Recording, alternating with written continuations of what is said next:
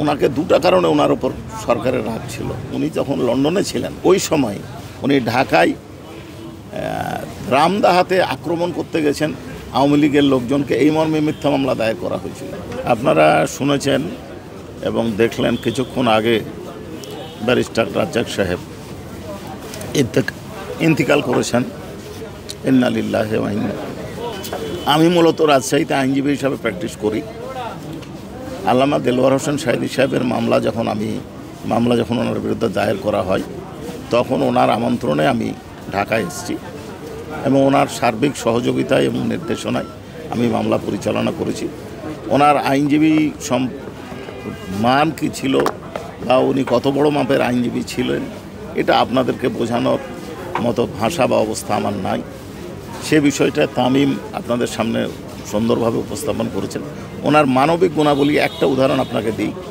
আমরা যখন লিফটে যেতাম উনি দাঁড়িয়ে থাকতেন যতক্ষণ পর্যন্ত ফাঁকা না হতো, আর লাইনের শেষ মাথায় হলে শেষ মাথাতেই দাঁড়িয়ে থাকতেন। উনি কাউকে ওভারটেক করে কোনোদিন লিফটে পর্যন্ত উঠেননি, এত ভালো মানুষ ছিলেন। ওয়ালটন আবারও মিলিনিয়ার অফারে ওয়ালটন ফ্রিজ কিনে আপনিও হয়ে যেতে পারেন মিলিয়নিয়ার। মিলিনিয়ার ছড়াছড়ি দেশ জুড়ে, এটা শুধু ওয়ালটনই পারে। আমি শুধু জানি না, আমি খুব ভালোভাবেই জানি যে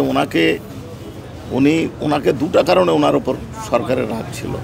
প্রথম কারণ হচ্ছে উনি জামাতের নেতৃবৃন্দের আইনজীবী হিসাবে মামলা পরিচালনা করতেন এবং ওনার মেধা এবং দক্ষতা অনুযায়ী যেন উনি ডিফেন্সকে সহায়তা না করতে পারেন, এই জন্য তার উপর বারবার প্রেশার ক্রিয়েট করা হতো।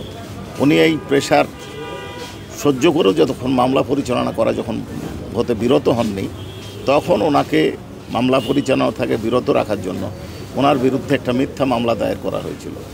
এবং আপনারা আশ্চর্য হবেন শুনে, উনি যখন লন্ডনে ছিলেন অথচ ওই সময় উনি ঢাকায় রামদাহাতে আক্রমণ করতে গেছেন আওয়ামী লীগের লোকজনকে, এই মর্মে মিথ্যা মামলা দায়ের করা হয়েছিল।